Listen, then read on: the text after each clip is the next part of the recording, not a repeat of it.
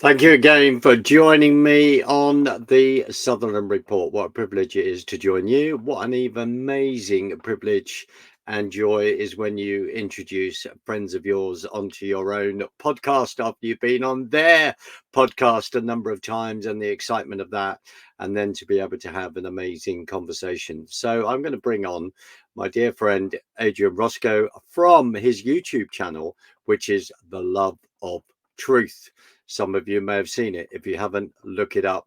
He's the man that sat on a tree stump in a particular undisclosed location, and I'm the man that once had the privilege to sit on that tree stump. Adrian, welcome. An utter delight to see you, my friend, and catch up with you. How are you?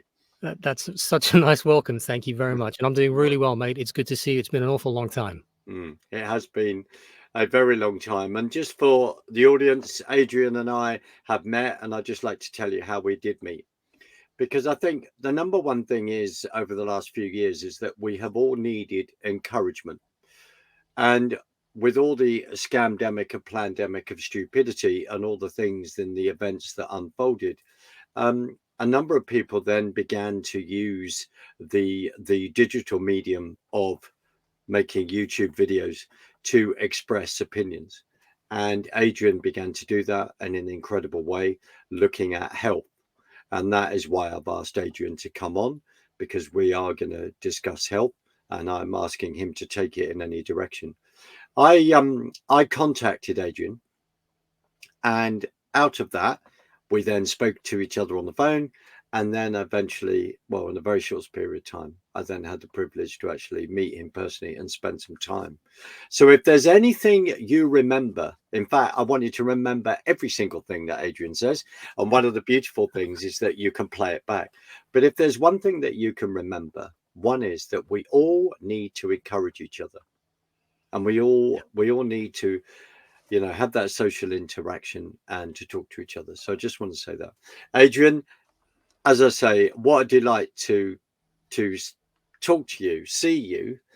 And I asked you to come on because we need to talk about health. And to me, your viewpoint on health, your attitude to it, I think is dynamite and amazing. So I just want to give you the floor, sir. You planned out four different areas, and we're going to talk for just under an hour. So I just want to hand it to you, if that's okay. Thank you very much. That's quite an act to follow that. Thank you, mate. I think it's probably useful to start off and let people know, number one, that I'm not qualified in any way, shape or form in the traditional sense to talk about health, but I've spent more than 2 decades digging in to why I got sick, why my family got sick, why my mother died of cancer horribly over 10 years, and why my girlfriend got sick and what we did about that. She developed breast cancer. And so I've got a really strong inquiring mind, and I write stuff down and I explore things and I speak to people and ask loads of questions. So that's something that, anyone in the audience could do if they were so inclined. I think one of the most important things to do, and I'm going to focus really around cancer on this one, is that you've got to remember certain things about your body. Number one is that you were inside a self-repairing unit. It grew from the mother's and father's sperm and egg coming together, creating a zygote. And that's when you were created, not when you were born 9 months or so later, but that's you. And then you grew from that. You didn't have to think about it. Your mum and dad didn't think about it. You grew from that. And as you've gone through your life, I'm sure, Mark, knowing what you do for a living, you get cuts and scrapes and bruises and bangs and breaks. They all repair. Everyone's had a cut. You don't have to sit there and try and think how to repair this. Your body knows what to do. But it only knows what to do provided you can support it and provide the environment and the nutrition it requires in order to repair. If you and I were building a house together, Mark, and I turned up with all the bricks, but we had no cement, it's not going to be a very secure house. No. If I want to make a chocolate cake and I get all the ingredients by the chocolate, we're going to get a cake, but it's not going to be a chocolate cake. Right? So I think it's important to remember that your body can self-repair from anything. And that also implies that you're not really broken ever. Right? Your body knows what to do. Now, I think as far as serious illnesses like cancer go, because they're thought as being very serious, the important thing to remember from the research I've done and the way I've looked into this is that it's your body desperately trying to get your attention to a severe toxicity issue that it's trying to deal with. It wants your attention saying, look, there's a problem here. I need your assistance. Please pay attention and help me fix this, because that's when it needs your help. Now, what a lot of people choose to do at that point is because they either doubt themselves or they've been trained to follow the white men in the white coats, the pre-person. And I'm going to be a little disparaging because I think that there are, well, I think many in the healthcare industry are very sincere in what they do and try to help, but I actually think they're sincerely wrong because they've been trained incorrectly. And we're going to get to that in a few minutes. So that's number one. The second one then is how you actually get disease in your body. Now, there's an incredible book which you could hold up again, which is written by some friends of mine, David Parker and Dawn Lester, which is What Really Makes You Ill, Why Everything You Thought About Disease Is Wrong. Absolutely unbelievable book. I was already a long way down the line with a lot of what they said, but they researched this for 10 years, and it's a huge book. But basically, it comes down to 4 ways that your body gets into trouble. Number one is toxicity. And that can be a physical toxicity where you've poisoned yourself with the personal care products that you put on your body that contain all sorts of chemicals that have got no business being in your body. It could be the food you're eating, the food that you're given, the water that you drink. The other thing it could be is internal toxicity. You can be beating yourself up the whole time. You could be in a very toxic relationship with somebody. And all those things, all those forms of toxicity, and I include in here electromagnetic frequencies, electromagnetic radiation, because as much as that industry will try and tell you that, well, our evidence says that everything's fine, it's far from fine. It's a serious problem. And there's plenty of research out there to show that whenever, in fact, I was speaking to Dawn Lester about this before, the woman who wrote the book or co-authored the book, when they were 3G came out, there was a massive spike in all-cause mortality. When 4G came out, there was an even bigger spike in all-cause mortality. And we've seen another bigger spike probably with 5G playing some kind of hand in that. So electromagnetic frequency and radiation. It's interesting to note, by the way, that your body requires you to sleep, as we all know, and you produce melatonin when you sleep, which is a very strong antioxidant. It repairs a lot of your body while you sleep. For some reason, the frequency that the Wi-Fi routers put out is 2.6 gigs, which is right around the frequency that really hinders your brain producing melatonin while you sleep, so you can't repair, which is really unfortunate, which is why it's also useful to turn your Wi-Fi off when you go to sleep if you can. So can I just interject here? Arthur Furstenberg, who wrote the book The Invisible Rainbow, brilliant book. It's behind me somewhere. Yeah. And I spoke to Arthur, and I need to interview him. Mm-hmm. He raises all that in regard to the Earth's magnetic field, how it affects us. His interesting link between the Spanish flu, the spread of telegraphy, then going into the Cold War, missiles going into Europe, then going into the Hong Kong flu, satellites going up, and all the rest.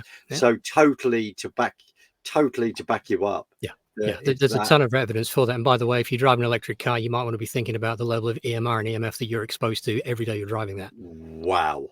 Because you're in a massive magnetic field because of the electric motors. So you've got toxicity. Sorry, go on. No, I was going to say, sorry to interrupt. Sorry. Yeah, which is an interesting way that they're pushing electric cars as well for all sorts of reasons, but that won't be one of them, surely. So you've got toxicity, you've got deficiency. The next one then, nutritional deficiency is the second one, right? It's really important. You might think you're eating good, nutritious food, but are you really? If it's not locally grown, that's better because it has local information about local toxins in your local environment that the plants are helping you deal with. If you are buying stuff that's man-made, full of all sorts of preservatives, and you've got a list of more than 3 or 4 ingredients, I wouldn't touch it anymore because you're putting toxins into your body. And what your body does with toxins, and this is where we'll get to the cancer in a little bit, your body, if you're putting more toxins in than you take out of your body, and that's what I think people refer to as your immune system, I think it's simply a waste product elimination system. If you're taking in more junk than your body can push junk out, then at some point it has to store that, and it has to put it wherever it can put it with the least damage to your body, which will be in your joints. It'll be in the fatty tissue. And think about where people get like breast cancer. It's in the fatty tissue in the breast as an example. The next one is stress. Your whole body shuts down when you're stressed. And how many people are stressed? They're stressed at work. They're stressed in their relationships. So that's one of the ways. And another way is belief. Now, you've probably all heard of the placebo effect, which is where you are given, say, for example, a sugar pill instead of the normal drug that you think you've been given, and you have exactly the same results from it because it comes down to belief. That also works, by the way, in terms of physical surgery. I was reading a study a while back, which was fascinating to me, that a guy was doing it, I think it was for veterans, and he was doing surgery on the knee. So he'd cut the knee open, he'd clear all the junk out, and then stitch it all back up. And then the people would have, some relief from that. They'd be able to move around. He'd been reading about the placebo effect, and he decided to try something. He started doing surgery where he'd cut the wound open, he'd then stitch it back up. He did no surgery. The interesting thing was the recovery rate and the mobility was higher in those people than the ones he'd done the actual surgery on. Isn't that interesting? Wow. The other interesting thing with the placebo effect is that the bigger the placebo, so the bigger the pill, the more effective people assume it to be. If it's an injection, it's even more effective than a pill in their mind. The other side of that is called the nocebo effect. And the nocebo effect is where you get sick because you believe you will. And I'll give you there are unpleasant examples of that, but you can read plenty of case histories on it if you want to go digging for it, where a doctor will say to someone, right, I've got your diagnosis. And by the way, die is two. So 2 thoughts on that. I've got your diagnosis and you're going to die in 6 months of cancer. And they dutifully go ahead and die as they've been instructed to by the man in the white coat. An autopsy is done. And all of a sudden they have nothing in their body relative to what they were supposed to die of. And the doctor then realizes that he'd given the diagnosis to the wrong patient. Wow. That's how powerful thoughts and words and belief are. Right? So we've got that now. If we move on to allopathic medicine, I am not a big fan of Western medicine. People may vary on that. That's fine. This is just based on my experience and the failings I've witnessed in that. And again, it's not because people aren't sincere to help people in that, but they're sincerely wrong because they've been trained incorrectly. And I'm referring primarily to where they've only got certain modes of operation. One is to cut, which is surgery. One is to poison, where they give you chemotherapy and pharmaceutical drugs to intervene with something. And the next one is they burn, which is radiation. And they don't really have a good track record. When you look at the survivor rates, particularly in cancer for all those, they don't really go beyond 4 years or 5 years, as far as I could tell. You do see some, but most of the studies end before that. What's really interesting, Mark, certainly in the chemotherapy side of things, if you die while you're taking the chemotherapy, they don't count that as a chemotherapy drug because you didn't complete the course. So it's not counted as chemotherapy death. Isn't that interesting for skewing the numbers? Now, the reason that all came about is kind of interesting. If you dig into it, you've got Rockefeller and Carnegie were the 2 primary ones behind that. They hired a guy called Albert Flexner, went around and did a report on schools that were teaching chemical-based medicine. They went on board, offered them a load of money to have one of their advisors on board. In fact, I put an article about this on my blog the other day. In fact, let me just read you the first bit of that because it's kind of interesting. Where can people find your blog, Adrian? fortheloveoftruth.co.uk. It's pretty big now. If you go through it, there's probably about 600 or 700 pages. There's links to articles, there's references. It's all searchable. This is by G. Edward Griffin, and it says, "A world without cancer. The takeover of the medical profession was accomplished by the takeover of the medical educational institutes. The people we are talking about here, especially Rockefeller and Carnegie, entered the stage and declared they were going to invest a great deal of money in the educational institutes. They offered a lot of money to the educational institutes that were willing to cooperate with them. They told the institutes, we'll give you all this money. Would it be too much to ask if you put one of our people on your board so we can make sure our money is well spent?" And it went on from there. I met E.G. Griffin last summer, actually. Interesting guy. Very. Yeah. So that basically is how that whole industry was captured. Now, it's interesting because a lot of people think, well, it must be good because there's so much of it. No, it was purely money and profit driven, which drove all the other modalities of healing, like homeopathy, which is incredible. Naturopathy. You've got Chinese traditional medicine, which I'm very interested in as well. All those things they've got their place and they're good at certain things, but they all got pushed to the background because this big money machine wanted to make profit. Yeah, it didn't want to make people better. You're not a good customer if I make you well because you're no longer a customer. Absolutely. So you've got that. So what I'd encourage people to do, if you do get sick, one of the first things you'll notice if you go to the traditional route to see the doctors and all the rest of it, they're going to put the fear of God into you and worse, because in a fearful state, you're very easy to manipulate, which is unfortunate. So I would start asking lots of questions. Get yourself a book. If you go and go to see someone, take someone with you that's got a clear head and have them ask questions and write things down as well, because the questions are going to expose what your options are if you go that route. What I've got here, just one sec. And also pay attention to your feelings. When you're asking questions, pay attention to how your body's responding to what you're being told. If you're shying away from stuff, back up. You're not dead yet. You know, it's your body asking for help, and it's asking you for help. It's not asking a third party for help. This again is just my approach of how I would go about it. Now, when you turn your attention to tumors in the body, they're a really interesting thing, because as I dug into this thing and really started to look into it, when Helen got cancer, and I decided I can't lose anyone else around me because it's just not right. So I quit everything and just studied and asked questions and read and devoured stuff. A tumor, it helped me to think of it like it's like a fist surrounding a problem. So it's an encapsulation of something. And if the problem's inside the encapsulation, to me, it doesn't make a lot of sense to want to stick a needle in it and free whatever's inside it that your body's gone to all the trouble of capturing. Right. Which is what a biopsy is. In fact, it's very interesting when they look inside the tumors, some of the research I looked at, every single one had a white nodule inside. And that white nodule, if they bothered to look at it, it was some kind of fungal problem, which is really interesting.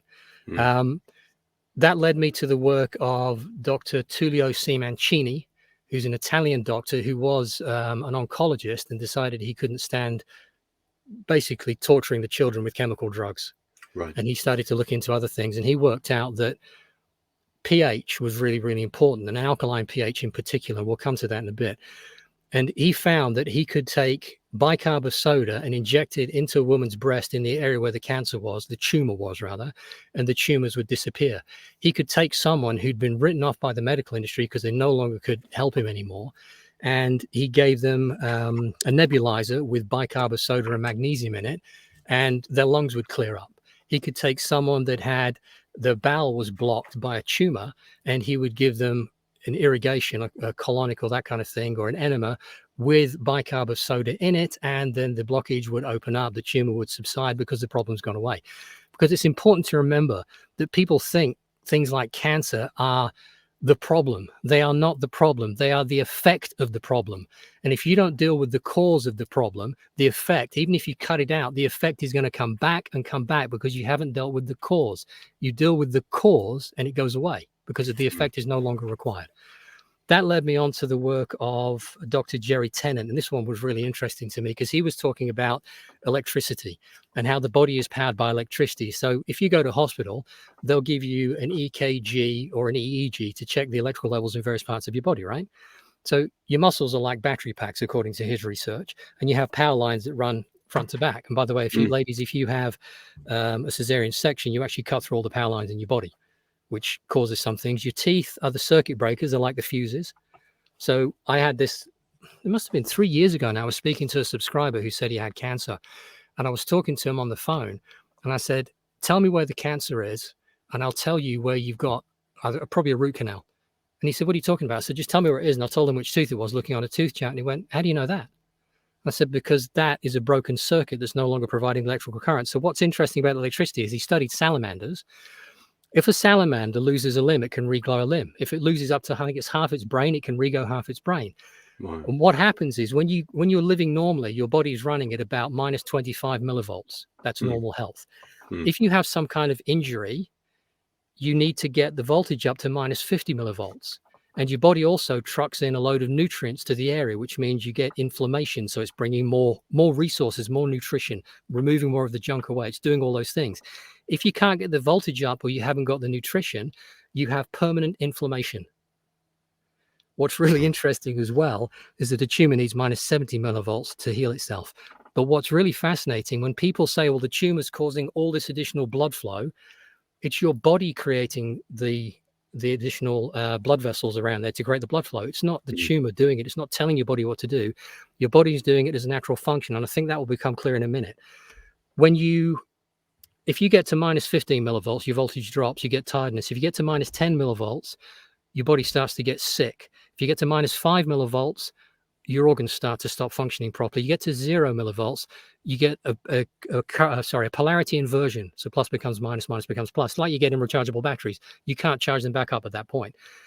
Between plus 5 and plus 25 millivolts, I think it was, you get RNA and DNA damage, which are the instruction set that run the systems in your body. And at plus 30, you get cancer. So, and pH is a measure of voltage, but it's also a measure of the amount of oxygen in the cell and available to the cell. So at that level, at a very low oxygen level, cancer develops. Now think about this, your body's trying to repair it. So is it not going to create more blood vessels to try and get more oxygen into the area to repair it?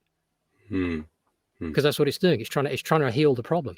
So Right. that's basically what's going on in that area. And I found that particular research fascinating. I've got an enormous mind map I did of it.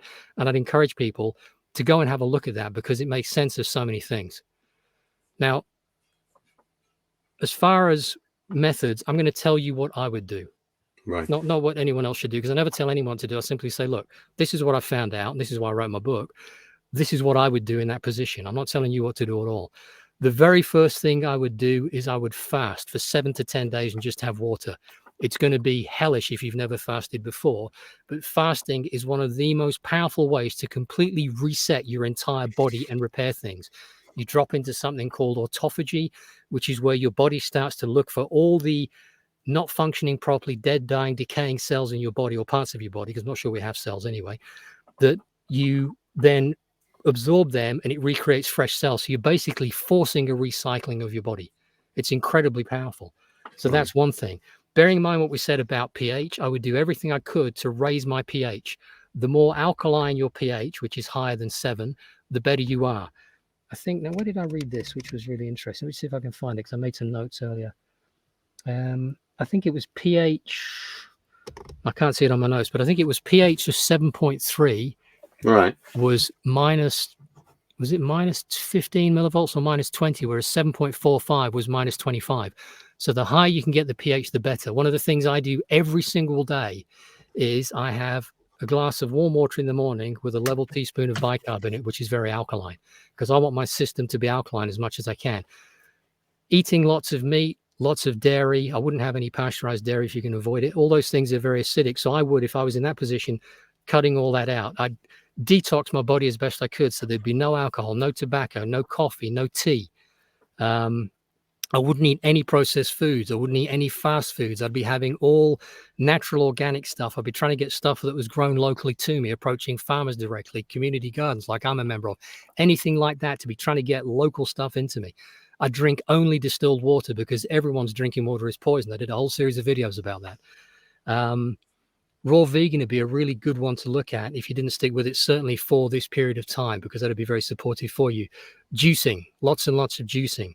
I'd be getting as much sleep as I could. I'd turn the Wi-Fi off. There are devices you can buy which modify the signals coming off the electrical devices and make them into a more natural signal for your body that help you sleep.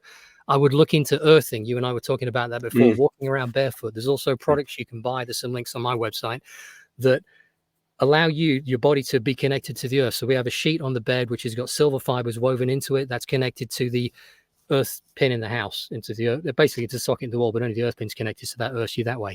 I have something I wear on my wrist when I'm working in front of a computer because I want to be earthed all the time. I would assemble a team around me of people that were supportive of my choice on my journey. I had an enormous problem with my eye last year where I ended up largely blind for about 3 months. And I cut people out of my life and my relationship. I said, look, if you're not going to be supportive because you're scared because you think I don't know what I'm doing, this is my choice, not your choice. It's nothing to do with you. So if they're like, well, you have to do this, you're being irresponsible. And basically I said, look, you're displaying all the fears and the ignorance you have on the subject of health in your own life. That's fine for you. If you will not give me support and say, all right, fair enough, do what you do and I'll help you as I can, then I can't be around you until I've figured my way through this. And I've got about 80% of my vision back now. So we'll be on that journey for a while. But I would assemble my team around me of people that supported me, that cared for me. I would get rid of all, and I mean all, relationships that were toxic, be it friends, be it family. Just pull back from them. You have to take responsibility for yourself at this point. You don't have to deal with their bullshit. You have to make sure that you look at yourself and you work on yourself. I'd work on my own belief systems. I'd work out, is it possible? Can I find someone else who's recovered from this without going the medical route? Or can I do a combination? Maybe for me, the right way would be to have some surgery. I would never do that. But if someone thinks that's the right for them, if they have that belief and they can support other stuff, you do what you have to do. But make your own path, make your own decision. One really important one, by the way, I forgot, is magnesium. We're all depleted in magnesium. It's massively important. It's involved in, I think it's more than 3,000 reactions in your body. As it gets depleted, the outer lying, less critical ones start to break down. So you can get things like hiccups, like I got for hours and hours and hours, which were bloody awful. I was getting cramps in my legs. I had arrhythmia. There was a whole bunch of things that when I got my magnesium levels up just by applying loads of magnesium oil every day, all those health issues died down and a whole lot more. And again, I've made videos about that. Adrian, sorry, why are we deficient of magnesium? It's Why are not in the we? food anymore. Right. Okay. Same with iodine. You need Yeah. iodine too. Massively important. You know, some of the mushroom tinctures, I'm going to be doing some content on that soon. I've had incredible improvements in my mind, really, because it repairs neurons. It's incredible stuff. And there's some other products I'm going to be talking about too, because I'm really Mm. diving into how do we now maximize, how do we get an 80% jump for a little bit of effort? You know, the Pareto rule, the 80-20 rule. Mm. Mm. So there's stuff like that you can look into as well. But certainly for this magnesium, that's massively important, especially if you're having any kind of traditional treatments, Mm. because they deplete your body from magnesium. A friend of mine had surgery recently, and I worked with them to say, look, these are the things that get depleted when you have any kind of injury. You're going to have an injury because they're going to cut you. So if you can build these resources back up in your body from 4, 5, 6 months before, you will be in a better place afterwards to repair quickly. Because, like I said before, you can't make a chocolate cake if you ain't got chocolate, right? You've got to have these raw materials, and magnesium is one of the really important ones. And another really good one is the Ho'oponopono, which is it's Hawaiian, and it's basically saying to yourself with feeling, you know, I'm sorry, please forgive me, thank you, I love you, over and over and over and over again. It's huge, and loving yourself, because Mm. a lot of this toxicity comes, you know, a lot of women develop breast cancer soon after a very big emotional event that maybe hasn't been dealt with completely or properly or couldn't be at the time. You know, you've got to get in and address those things as well. But if you'll attack even some of them, you will have a remarkable improvement in your health. And as I said, cancer is an effect; it's not a cause. When they go to war against, you know, cancer, it's never going to work. You can't fight and win. You have to figure out what the cause is and then deal with the cause. And you have to love yourself and work with yourself back to where you want to be. And you can do it. Anybody can do this. Brilliant. I've gone well under time there. How's that? No, you're doing. No, you're doing brilliant. Could you hold up your mind map for me, please? Yeah.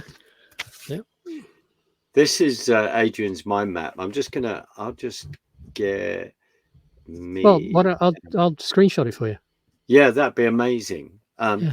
But I wanted you to show that because it just shows, because your passion, which I've known about for quite a while, is coming over, and it's just how you work and map all, excuse the pun, but you map all of this out.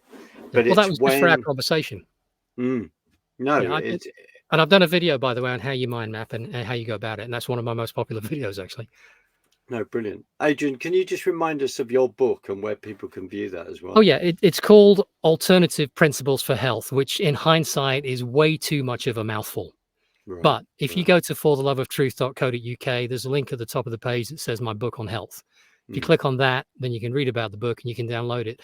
The interesting thing with the bookmark is that I recognized that let me tell you a little bit. I didn't write the book to sell. These were just my notes, my ideas, my thoughts as I was trying to unpack all these health problems, particularly the cancer one when my girlfriend got breast cancer, and she's fine now, by the way, after 10 years. Brilliant. That I was writing these notes and people were saying, what about this? What about that? And I'd come across stuff that was useful and I'd share the notes with people. And then I tried to like do a big mind map, but it became so many big mind maps, it wasn't really able to be printed properly. I've still got those copies because I refer to them. And by the way, that's a small map compared to some of the ones I've done on this journey. I've got some that are like 15, 20 foot wide. Wow. Because you have to, because you want to see what all the relationships are. So then I thought maybe I should write a book. And so I wrote the book, but I recognized that this knowledge, it's constantly evolving. And sometimes I have to backtrack a little bit as a new piece comes in. I think, well, that actually affects that now. So what I decided to do was you buy the book once and you buy it with a donation to me. And then I've got your email address. And whenever I make a change, I send you an email that says, right, I've changed this page or this section, or I've added this or moved this about. I then also send you a download link so you can download a complete fresh copy of the book. And if you go to the change log in the book, it also shows you what I've changed there, much like you get on software. So it's a living book. It's evolving all the time. So like last year, I must have made about 14 revisions, I think. Just some small things, some big. This year, I've made some other changes that better reflect now the view I've got as I continue to talk to people like Dawn Lester that you mentioned on that book. I had 2.5 hours on the phone with her today.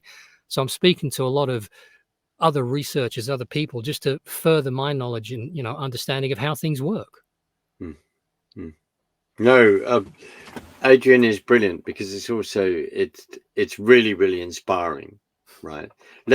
You made loads of interesting points. Hmm. One of them is this whole thing of a trauma of event and how our body reacts to that. Yeah. And when you refer to that in regard to breast cancer, Yeah. It doesn't and have to be breast cancer. It can be anything. no, But that was or one in any, yeah, particular because you store the yeah, trauma in the fat. yeah. Well, Wow. sorry, you store the trauma in the part of your body. You store the toxic chemicals in the fat, particularly. German New Medicine. I interviewed a guy about that. That is phenomenal for dealing with trauma. It's very, very good. German New Medicine. Yeah. It's around the idea that all illness is caused by an unresolved trauma at some point. Right. So it's worth Wow. looking into. Again, I've got some videos on that. If you go on the website, the website is by far the best place, because in the unlikely event this gets onto YouTube and stays on YouTube, then I've had more than 160 videos that aren't on there anymore. But if you go on the website, they're all on there. They're in the section called blogs videos or blog stroke videos. You can go in there, you can search through them, you can look at them. There's notes added to them, everything. But that's where you'll find everything. And that's also where I put content that isn't on YouTube. Mm. But that is, I mean, that is brilliant. It's this whole thing then, and I'm laboring this deliberately, and so are you, I believe, Hmm. this whole link of trauma Yeah. and illness. Yep. Right. But you know And why I think my eye became a problem? And I'll right. probably make some content about that, but I might not. And it Mm. was funny, actually, because at one point when I just couldn't seem to make any progress with it, I thought maybe I'm a fraud. You know, I'm talking about health and I haven't seen a doctor in 30 years. And that doesn't mean I don't get sick. I do get sick and I get really sick sometimes, but I've worked out what my body needs at that point to deal with it, and I deal with it. But this little sucker wouldn't go away. It wouldn't resolve itself Right. until I started to work out, well, you use your eyes for seeing, right? Mm. Yeah. Mm. So what if I'm turning a blind eye to things, much like Mm. a muscle? If you don't use it, it shrinks, doesn't it? Maybe I'm losing my sight because I'm turning a blind eye to things I should be paying attention to. Right. Now, that thought and the process I went down emotionally after that, coupled with some very physical things I was doing in order to help, started to Mm. bring the sight back in quickly. Wow. Wow. I love when you're talking about the And sorry, sorry. so Go on. one quick No. thing as well. There's a woman I know called Brandon Bays. I haven't seen her in probably 30 years now. Interestingly, she was the wife originally of Dr. Bob Bays, who was one of Tony Robbins, the motivational guy, one of his original business partners. She had a tumor the size of a beach ball in her uterus, huge thing. And she developed an emotional release program, which I was one of the first ones on that course decades ago. And before she'd done that, she did this process on herself and she got rid of that tumor over a weekend. Because here's the thing, if you deal with the problem, you work out what the messenger is and you fix that problem, then the messenger's finished and your body will simply reabsorb the tumor because you don't need it anymore. Adrian, I mean, you and I have, there are other people that we are very aware of that have been talking about health issues over the last few years. And because of events that have gone on that we won't have to mention, for a number of us, we have gone down so many rabbit holes in regard to our attitude to health. Yeah. And I think for a number of us, and at times I'm still there is so much of our own programming that we're having to deprogram ourselves to then look at things in a different way, because the programming on the other side, I'd say evil, has been so deep, so much. So we've had all this battered at us in so many different ways that it has been a real challenge to get through it. And that's why, and I'm just going to show the book again. That's why, books like this, the research that But you know, she's Dawn written and David another did. book as well, don't you? Sorry? They've written another couple of books as well about No, I'm not. reality. Right. Yeah. Right. And what are they exploring in those books? How this realm really works, how it functions, how it seems to respond to thought and prayer, all sorts of stuff like that. But you're right. I mean, the whole conditioning system is really interesting. The further down the line I've gone with this is going to sound a bit kooky to some people, I'm sure. I can't even begin to comprehend how powerful we are as beings that it's necessary to take a little child to start stuffing needles and poisons into them to try and dumb them down, to stop them developing, that you put them into a schooling system that isn't about education. That's a fraud. It's about creating a good quality workforce, that you brainwash them for all this time. And then if you want to get the really smart ones, you migrate them into the further education and degree and PhD system, so that you're narrowing this thing down so they can no longer see what's going on. And they are programmed. You put a programming device called a television in the corner of every room in some people's houses I've been in recently. Got 3 and 4. I'm like, holy shit. Yeah. You've got all this stuff constantly just bombarding your psyche constantly with junk and rubbish information and distraction, so that you can't even think. And then the older people in the society, I don't even like using that word society because it implies something. The older people in the world with us, they're supposed to be the wise ones that we go to for wisdom, for knowledge, because they have this thing called experience. And yet most of the ones I know are sick, they're decrepit, their minds have gone, because they're all being poisoned to death, so that they're not old enough to start making some noise like we make noise and go, listen, guys, something's going on. Start thinking, start asking questions for yourself. See, I don't care, Mark, what people think of me, but I care passionately that they think for themselves and don't think the thoughts that someone else has placed in their fucking mind. It's their thoughts that should be there, not somebody else's. It's interesting, isn't it? Because when we say that, it's a bit like I say, I don't ask you to agree with me. I just want you to go away and think and do the research and come back, so that we can have a discussion that says, wow, I've just found out this knowledge. I didn't realize about this. That's why I referred to Arthur Furstenberg earlier, when he was done incredible work, the book, The Invisible Rainbow, when he talks about the Earth's magnetic field, and then he's getting in, as I say, the Spanish flu, talking about the technological advances that affect human beings and affect the electromagnetic field, that, you know, electricity within us.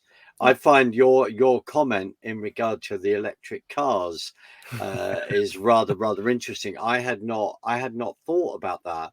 People are then sitting in like this huge electrical battery field, and how much that is actually then affecting them.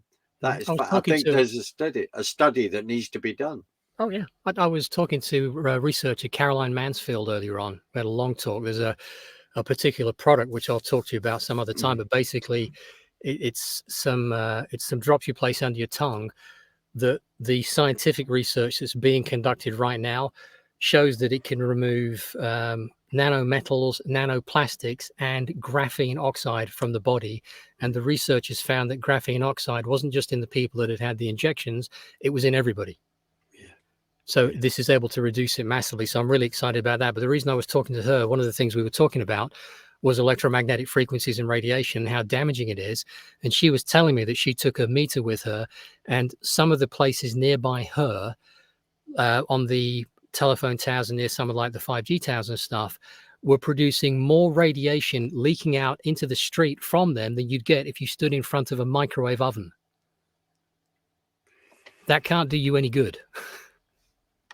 No. Same in, by the way, the same in electric cars. If you took a meter in there, I think you'd be appalled. If people could actually see and hear a representation of what was going on, they'd be horrified. And you and I meet this all the time, which is really sad because of, again, programming. And I'm not being rude. I'm not having a go at anyone, because it's taken us, where you talked about 20 years ago, 10 years ago, circumstances. It's taken us a while to then question everything. And wouldn't it be nice to be the one that put your own program in place instead of it being dropped in there without you knowing? Yeah. Well, hence you decide. Tell a liar, television, tell live, that's right. tell a liar. I mean, it's, and the television programming. That's right. Because, and channel, you watch a channel, and channeling something you do to the dead. Well, I have to say to everyone watching so far, Adrian has an incredible ability. It's about about words. Adrian is so on about words and brings that up. And you're absolutely right, because it's then also the words that we then speak over ourselves. I suppose simple things where it says, "Oh, I can't do that." Your words have you define things with your words, Mm. And words have meaning. So if I said to you, "Oh, he stabbed me in the back," that has a big biochemical impact inside my body. Where if the same event described it as, "I wish he hadn't have done that," it's a softening word, isn't it? So you learn to start to recognize what word patterns do. And I'm very careful now about the words I use to describe things to myself and to others to have a different effect. Wow. No, that. And by the way, in legalese, for example, words have very different meanings. Like when during the whole thing where they wanted people to cover their face up and starve themselves of oxygen under the pretext of keeping them safe, which it clearly wasn't. And it also doesn't stop any particles, which wasn't the cause of the problem anyway. But they said that you must wear a mask. Well, if you go in Black's Law Dictionary, and by the way, there's copies of Black's Law, about 5 or 6 editions on my website as well, you can have a look at. Must means may. So it means you may wear a mask. It's an offered a contract. You didn't have to. No one had to do any of that. Despite what the bully boys may have told you. And I had it out with them many times. Yes. So if you learn what language is, what language does, and learn the different language. By the way, did you know that the church, there is a dictionary of the ecumenical movement, which has 1,500 pages. It's as big as Black's Law Dictionary. Why does the church require a dictionary of 1,500 words to define the meaning of words, which clearly aren't being used as English? They're being used for some other purpose. Isn't that weird? That is very weird, and I'd like to get hold of that book. I can't. Sweet Generous mentioned it to me on a podcast. I haven't seen a copy of it, but he has one. Wow.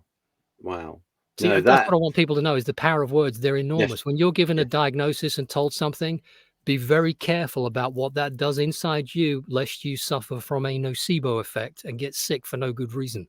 I hear you. And of course, 3 years ago, in 2020, around about March, we saw the power of words when people came to a podium on a regular scale, occasion. With the pillars beside them, with the the fringe on. There was all sorts going on, all sorts of measures. They also, I don't know if you noticed, we've gone away from the subject of cancer and health, but they also changed the logo of the government, which suggests that it wasn't really a government anymore. It was something else. Why would you have a logo change in the midst of all that? But I noticed all sorts of details like that. But it's words, and quite rightly, it's details. Adrian, I don't know if we've covered this, but what about, well, you've said it a few things, but let's go through cures. What can people, let's just reiterate that. You talked about magnesium, you've talked about I'd be careful with the word cure, because I think the medical industry's probably got a patent on it. I do apologize. No, don't apologize to me. You don't have to. In order of most things, the very first approach I would have for most things, if they were serious, is fasting. Now, I'm not talking about broken bones there, because you're going to need certain things. By the way, if you do have a broken bone, if you powder eggshells and put them into your food, into your salads and stuff, that's the raw material your bones need to rebuild. And look at the natural stuff. I've got some incredible books with all herbal remedies that you can wander around a forest and pick up the stuff you need to make yourself well again. So fasting was one. Only drinking distilled water, because the water is really toxic. If you can't get a distiller, then at least filter it, but not normal like Brita filters. Zero filter is the only one I found that gets you down to 0 parts per million. The rest leave a whole load of junk. I did a whole series of videos on that. I would do a thorough detoxification. So quit the alcohol, quit the sugar especially, quit tobacco, get rid of tea, coffee, sodas, everything, and start living a very simple, natural, raw diet if you can. That'd be even better. I'd avoid anything that's acidic. I would do everything I could to get my system alkaline. So things like the bicarb, the magnesium's a massive one. I apply that every day, and within about a month or so of applying it, my arrhythmia, my shaky hands, my twitchy muscles, the horrible cramps I used to get that wouldn't go away for like half an hour, all that disappeared.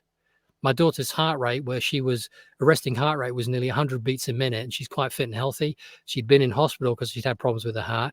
When she started taking magnesium, it was her that put me onto it initially. When she started taking that, it's too itchy for her skin, so she does foot soaks on it. Her resting heart rate came down to 55 beats a minute, only changing magnesium. So magnesium was a big one. Wi-Fi, earthing, getting locally grown organic foods. See, because here's the thing: if you can't change all of it, just keep changing little bits. Do a progressive approach. Every mouthful you take that's natural, that's local, that doesn't have preservatives and all sorts of crap all over it, is better for you, and your body can then start to detox. And you'll probably find, by the way, when you go through this, you'll go through what's called a Herxheimer reaction, which is your body going, thank you, thank you, thank you. I can now get rid of some of this shit that I've been hanging on to, that you've been Right. pumping into me, and all this stuff comes out. See, I think, you know, when people get sick and they get like a cold and a flu, Mm. I don't know if you know, Mark, but contagion has never, ever, ever been proven anywhere. You can't find any documents that show contagion as a thing, which then means you don't catch colds and flu. It might appear you do. There's another mechanism at play. It's simply, if you're taking toxins into your body, they can only get in through your skin, through your lungs, through your gut. They can't go in any other way. Electromagnetic radiation still goes through your skin and everything.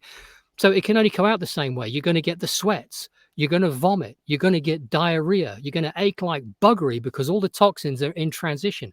But remember, that's the end of the process when it's being mobilized to remove from your system. It's not the beginning. Don't suppress that stuff so your body then has to go into panic mode and try and figure out where it can put the stuff it's moving. Let it run its course. I sound like Amazing. a preacher. but well, you are in your passion. You know, preachers, a good preacher speaks on a subject from a position of passion, right? Yes.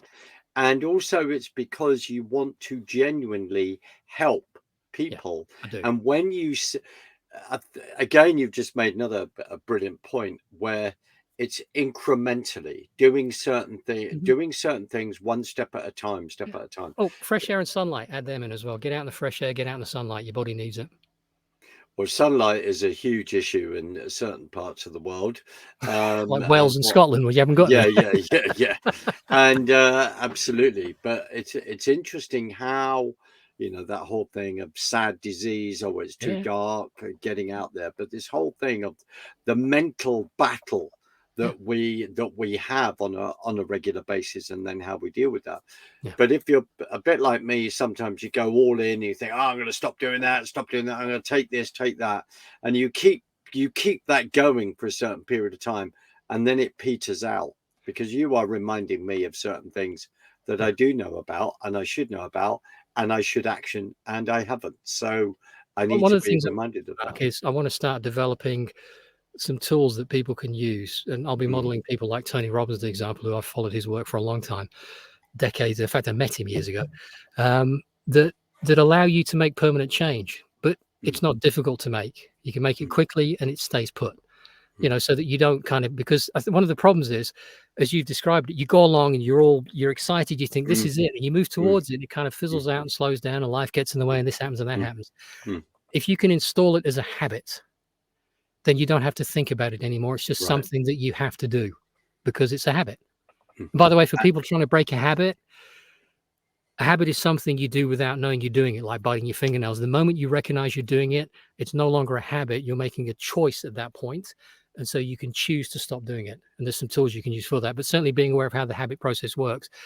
People blow it into this thing, which it's not. It's much easier to deal with when you know it's a choice you're making. Brilliant. So again, right, what I love that earlier when you're talking about, you know, who we surround ourselves with. Yes. When people are speaking negativity into something, because, I mean, especially in the health arena, everyone is programmed into going down a particular road.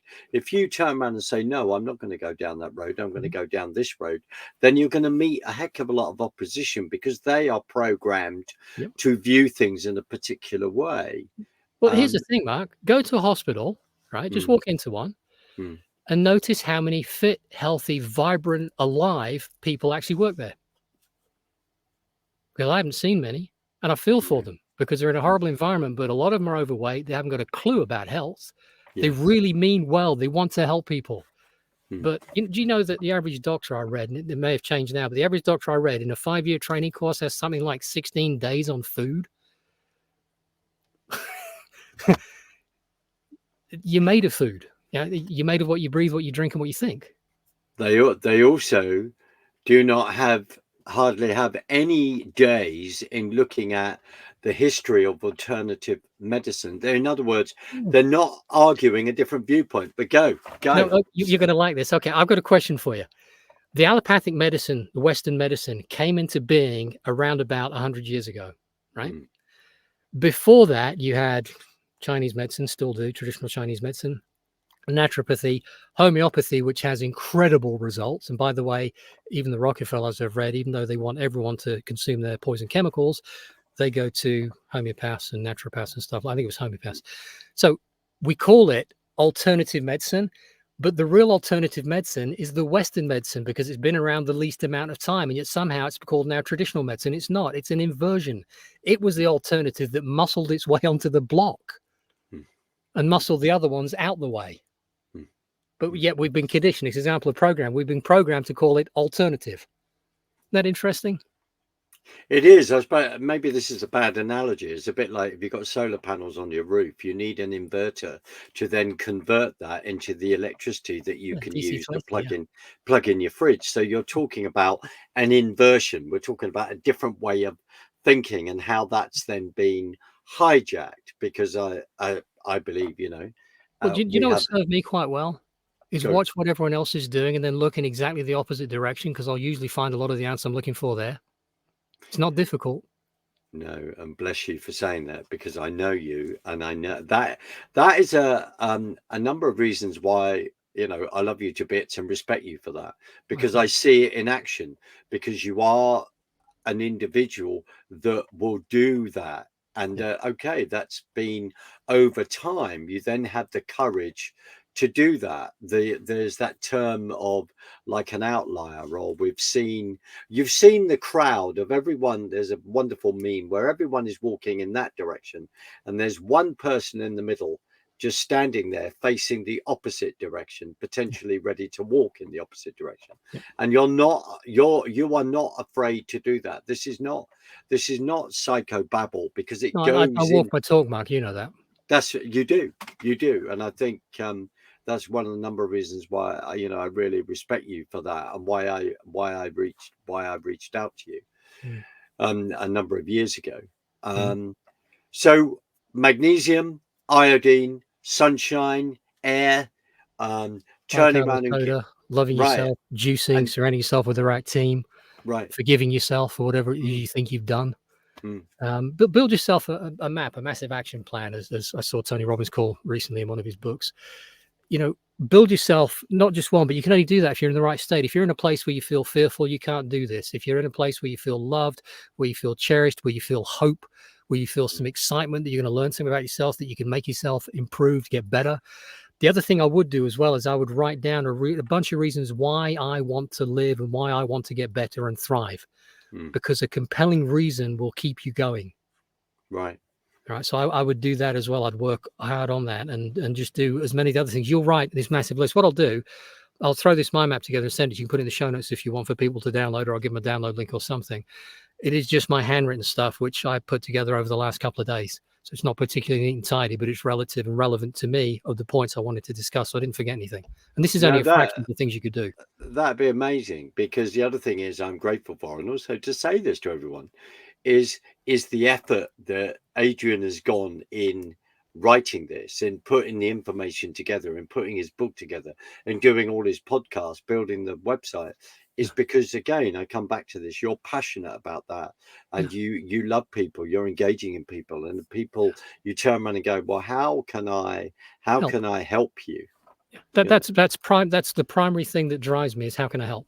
Mm, Which mm, is why I did all the stuff about, COVID and mm, poking holes in it and asking questions and putting alternative ideas in people's minds, because I thought people are going to be frightened to death. And I mm, know this is manipulation. I can see it's NLP. I can see elements of hypnosis in this. I mm, know what's going on. This isn't right. And I basically thought I might be a private man, but I can't sit by and let this go on no, without making a no, noise. I no. have to make a noise. No, well, absolutely, and a number of people did, and Yeah, you that's right. were definitely doing that. Adrian, for now, I'm going to bring this conversation to an end. We're up to Okay. nearly 55 minutes, which is amazing. Um, First of all, my dear friend, thank you for your time, and I want to do this more and do this Thank you for your again because invite. I love it. the other, just remind people where they can find you, what resources you have, and what available to people. Okay. All right. So you've got fortheloveoftruth.co.uk, fortheloveoftruth.co.uk. And on that website, there are all sorts of resources. There's categories down one side, so you can look at that. You can search for specific terms. There's a resources page with links to all the stuff on kind of legal and lawful and all the rest of it, and search engines and stuff that aren't manipulating your view of the world, because Google manipulates information to you to influence you. Some of the other ones do less of that. So there's things like that on there. All the blogs, podcasts, 500 odd videos I've made. There's links to my book on health if you want to go to the website on that. And there's other products on there you can look at as well. And I think, I mean, it's one of the things I wasn't even going to talk about, but I will. Very soon, I think I'm going to start offering a coaching service to people as well, where I can help them instigate changes and view things differently, very quickly and very effectively. So that's something, but that's not ready yet, but that will be coming shortly. Brilliant. I don't want to end this, but I am ending this. End the recording. You and I I'm going to end the recording. But Adrian, from the bottom of my heart, huge thanks, and we'll sort out show notes. I want to do this again, but it's been an utter delight. So people, please go and look up Adrian for the loveoftruth.co.uk. Really, really important that you do amazing resources. So I'm going to play us out, but my dear friend, Mark. thank you. It. No, not at all. Just thank you for joining me. And, as I say, we all have to encourage each other. Yeah. I need that on a t-shirt in my shop, which is coming, but I need to do that. Anyway, God bless, my friend. Thank you, everyone, for joining me on the Sutherland Report. And Adrian will come back again, and I'm very thankful for him. So I will see you all soon. Take care.